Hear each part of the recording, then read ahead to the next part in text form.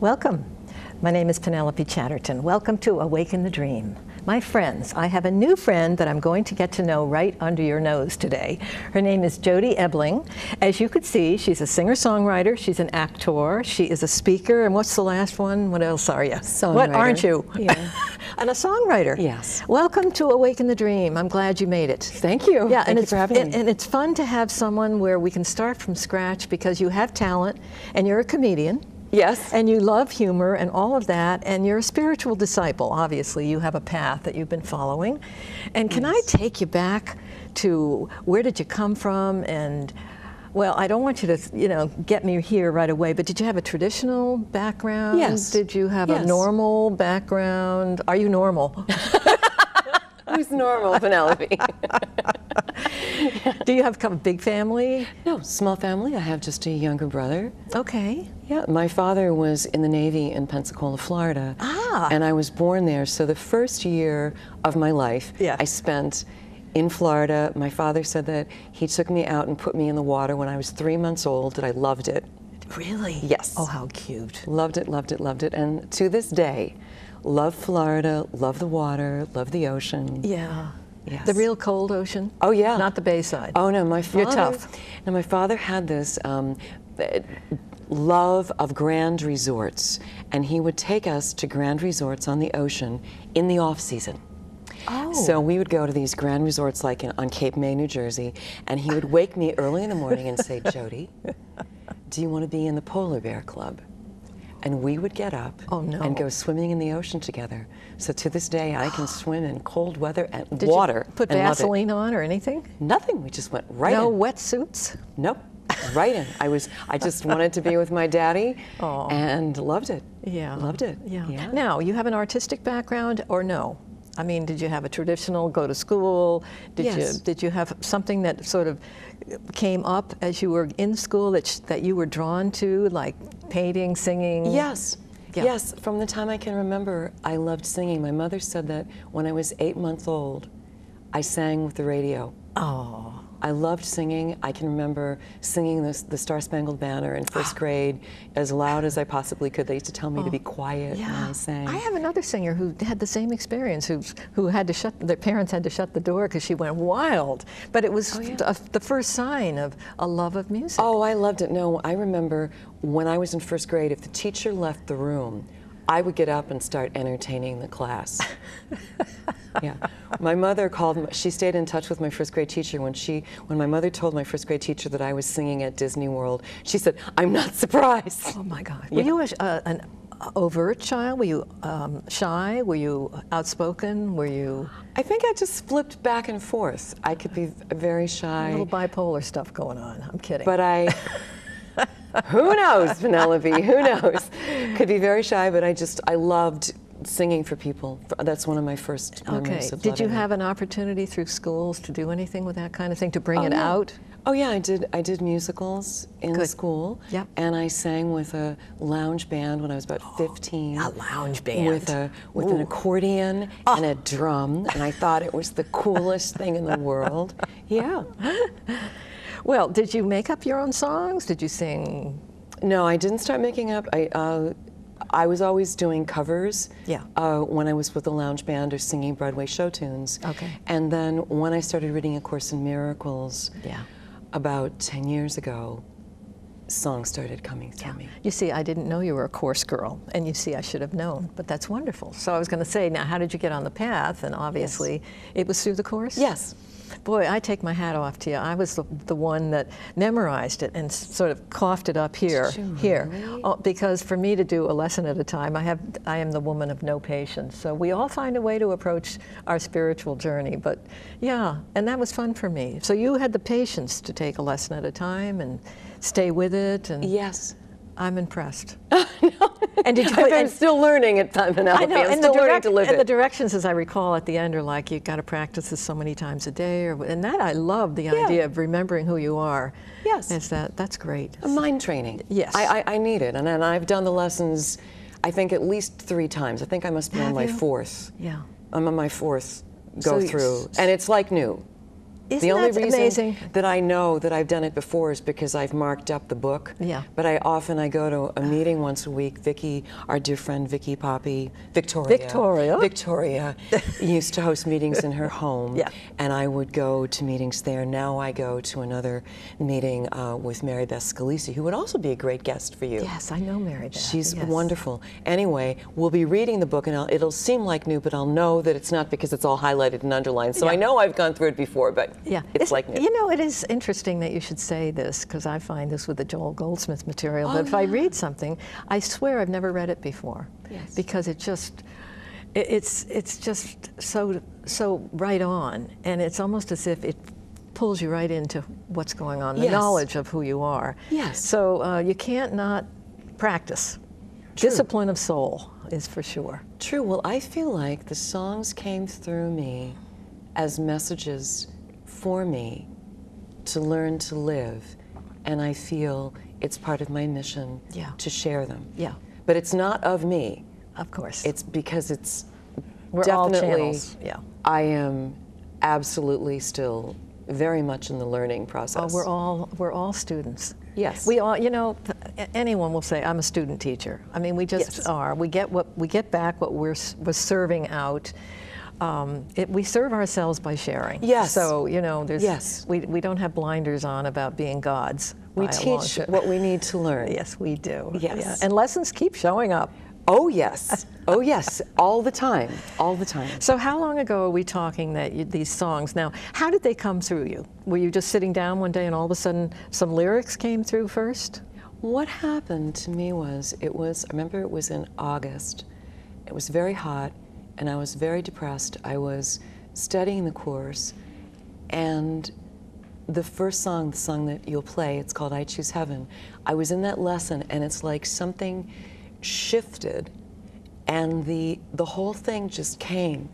And I work with a really wonderful piano player named Doug Hammer. He has a studio, Dream World Productions, in Lynn, Massachusetts, and he is the most enthusiastic, empowering person. So I just went to him and I said, this song has come through me. And he's like, oh, great. And I just started singing it, and he just started playing it. Oh. And then we recorded it. There it is. And I took it to the course meeting that I was going to with a wonderful teacher called Doran Dibble up at Unity on the River in Amesbury, Massachusetts. I said, this is what's happening, what do you think, whatever. And he was so supportive. And then I saw that Mary Beth was doing a retreat, and I thought, gee, that looks kind of expensive. I wonder if I could just go and sing. God bless her, I called her up. And at that point I was, I'll just backtrack, because I had been in Florida, and I met Gary Renard and started singing to open his events. Oh, how nice. And I will say that the first time I met Gary Renard, I was going to this religious science center in Florida. And again, I had been going to a lot of workshops there, and I thought, well, you know, it's kind of expensive. This Gary Renard's coming in, disappears to the universe. I notice sometimes when I go there are people who are like cleaning off the tables and serving coffee, taking tickets. Maybe I could be a volunteer. Put your apron on. So I called up the center, and I left a message. I said, could I come and volunteer? And they called me back and said, Gary said, come and sing. Oh, how nice. And I said, well, does Gary have any idea like what I should sing? And they said, no, Gary says just come and sing. So I was singing from the Janice Stanfield songbook at the time. And I remember I was singing, and I looked out, and I saw Gary. And he looked at me with so much love. And then it's like he turned white. It's like he went just to white light. It was a really powerful experience. How wonderful. And that was before I started studying the course, and taking that workshop helped me to want to start studying the course. But anyway, Mary Beth came to see me sing to open for Gary Renard. She invited me to be a part of that retreat, and the rest is history. I've been blessed to be a part of this beautiful community, this spiritual family. I feel so blessed and so thankful. The title of this program is Trust and Surrender. So let's talk a little about the trust. Did the trust come when all of a sudden you began to receive your songs, and then you began to realize that as you let go, that you were being fed? on your journey, and it would just open up for you. I think it's been, for me, it's been a real dance with trusting. Yeah. And I've just walked through a really dark period of depression. Yeah. And what finally I was forced, I mean, on my knees, bleeding, to completely trust in Holy Spirit and completely surrender. Those dark nights of the soul are so amazing. They're so wonderful.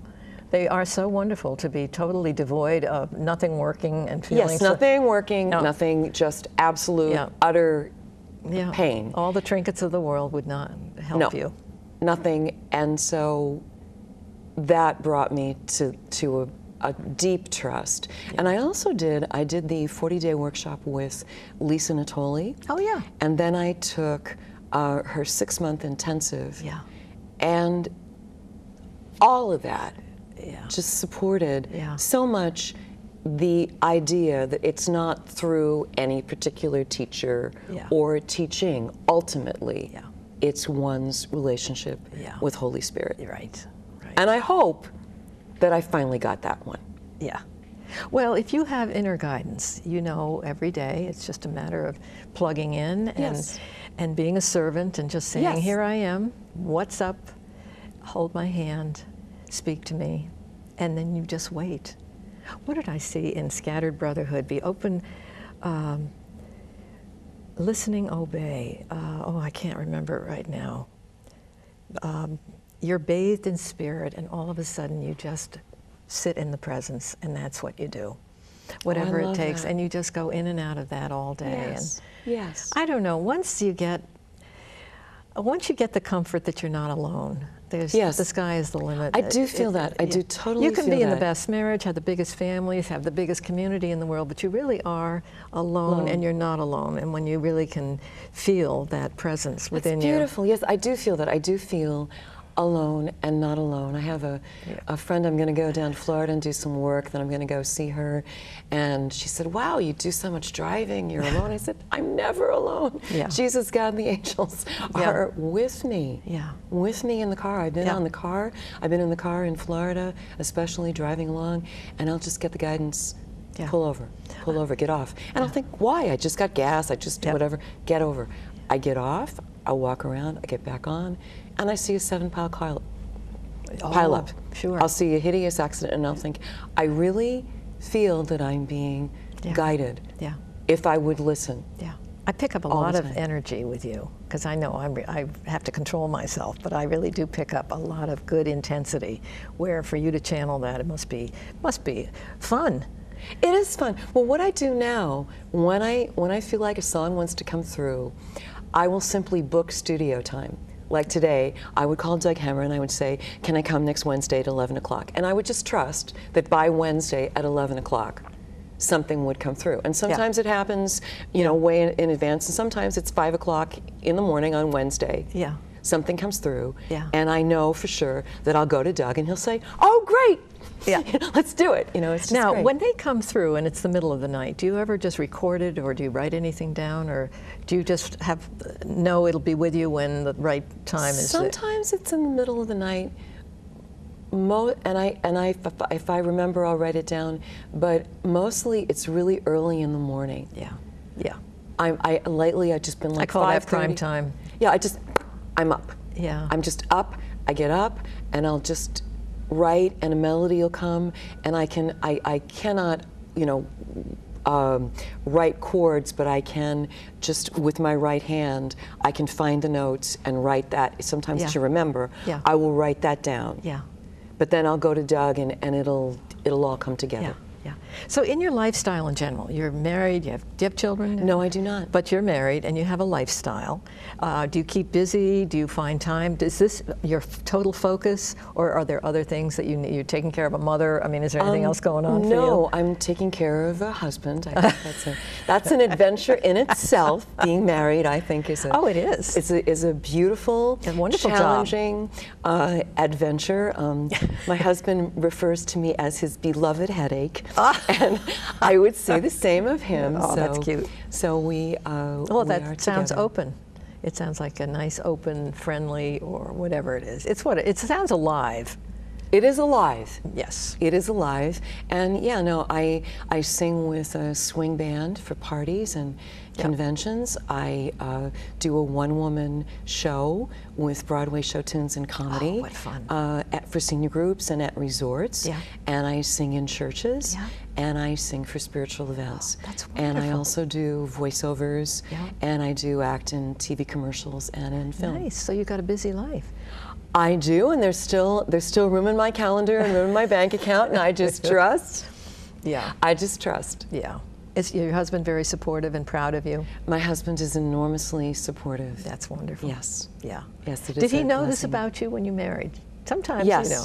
He knew? Yes, no, we met. We were both working at a beautiful resort in New Hampshire called the Balsams Grand Resort in Dixville Notch, New Hampshire. Ah. And I was singing with the band, and he was playing organ in the dining room and cocktail piano. And I was engaged to somebody else. I broke the engagement. Yeah.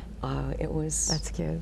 very romantic. So the most important part of your spiritual journey, though, is your inner time and your quiet time of receiving. Oh, totally. And I know our friends on Awaken the Dream always love to hear that. Oh, totally. No, I think if I've learned anything coming through this last very dark time is that my spirituality, it's like a muscle. It's like I would never say to you, oh, my husband and I went for a 5-mile walk yesterday. We're never going to have to walk or exercise again. So I could never say to you, oh, I had a great meditation yesterday, an epiphany. I'm never going to have to get quieter or do spiritual work or gather with like-minded people or take a workshop again. I'm just fine. No, it is a discipline. So every morning, it is the first thing that I do. Is find time. Now I'm doing my Course in Miracles. I do my lesson. I go, I wish I could remember the website, but if you put in A Course in Miracles Lesson of the Day, it comes up the lesson of the day and it's recorded, so you can listen to it and read it at the same time. I do that, then I have my meditation. And that is absolutely. And when you do those lessons, there's an assignment usually for the day. Yes. Or how that works. Yes. Yeah, it's interesting how, and I'm impressed with people who can really respond to that because I'm just not, my personality works differently. But it's so interesting how we wake up and how it happens doesn't matter, but you found something that worked for you, that you had that discipline, and I think that's very, very wonderful. Well, to me, it's like it's a muscle that needs to be exercised. So first thing in the morning, and if it's at all possible, I go to A Course in Miracles meeting. I go on Sunday. I go to a Unity church, and we gather and we share. And I get together with Victoria, and we share. We are sisters, and we do events. In fact, this Saturday, tomorrow night, we're doing at Victoria's house from 5 to 9. We're doing a prayer circle and a song gathering to honor now this the is people of through Venezuela. Open Doors Classroom. I mean, would it be on that website? I don't know if it is on. I guess I guess it would be because Robert Leroy put it out on his. Just giving a little. On his, but if somebody is watching this afternoon, and if you're available tomorrow, Saturday, between 5 and 9, come to Victoria Poppy's house, 140 Adams Street in Quincy, Massachusetts. We will be praying for the people of Venezuela and all oppressed nations. Now, I'm going to ask you this because you seem to be a wonderful personality that's very full. Now, soul and spirit, I love the word authentic, and I think one of the things that our discipline of soul gives us is we just are what we are. And there's no apology. We show up and we're real. We don't try to be anything for anybody. It's just whatever comes up or whatever you are with your humor and your charm and all of that. And you can enjoy life that way just by going down that yellow brick road having fun. Just having fun. Having fun, just showing up, being real. And I say being real because we're surrounded by a lot of masks and a lot of situations on the earth plane where what's appropriate is appropriate and where it should be is appropriate there. But I think as a soul develops, one of the nice side effects is a character. Yes. I think Victoria is a character. I think Victoria is amazing. I bet she's listening. She is amazing. No, I guess what I find is the course helps me. It's like, how can I be helpful? So it's not like being a people pleaser. It is going inside when I'm in a situation. If I'm at my highest and my best, I will ask. You know, I might find myself wanting to say or do something, and I will say, "Is it helpful?" Yeah. Is it helpful? Yeah. And it's especially, I think, in really the intimate relationships. Would I rather be right, or would I rather be kind? That's an interesting paradox. Oh, I'm getting the signal. We are going to hear "I choose heaven." Yes. But you brought up something. Would I rather be right, or would I rather be kind? Kind. Hopefully they go together. Hopefully they merge into being real. Well, would I go from my ego, or would I go from love? Right. That's true. That is true. Now we are going to put on for our friends "I Choose Heaven." Yes. So, Jody Ebling, thank you for coming on the show. Thank you for having me. And thank you, Pam, for putting that on for us. Yay. Every day, we all have a choice. We can choose to see the world as hell, or we can choose to see the world as heaven.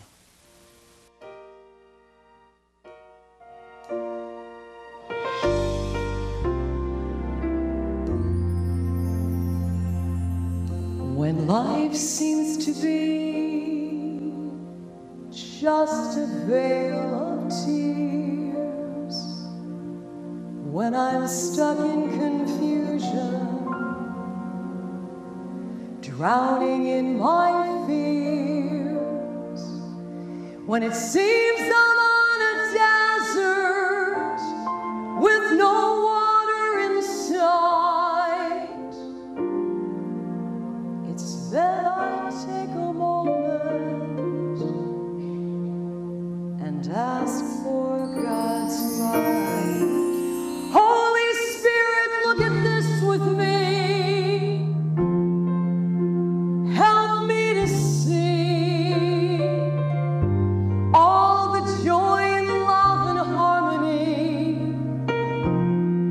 what miracles can be. Holy Spirit, look at this with me. I'm willing to know. Holy Spirit, look at this with me. I want to grow. When there's someone in my life I need to forgive, when the pain just seems so great, it hurts just to live. When it's me who needs forgiveness, who needs to be free, free from all the guilt and shame I feel. Show me what's real. Holy Spirit, look at this with me. Help me to see others truly as you look at them, as you look at me. I would give as I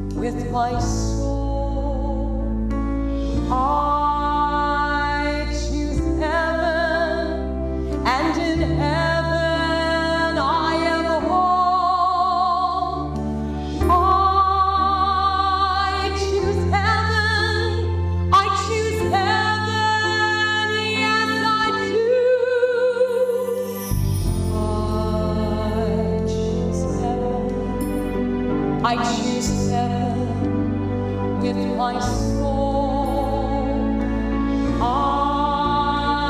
choose heaven, and in heaven I am home. I choose heaven, I choose heaven, yes I do. Holy Spirit, look at this with me. Help me to see all the miracles for us to share for eternity. Holy Spirit, look at this with me. It's on the altar, it's all there. Holy Spirit, look at this with me. I hide nothing in prayer.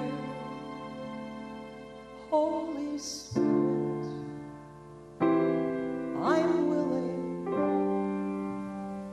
Your vision I'll share.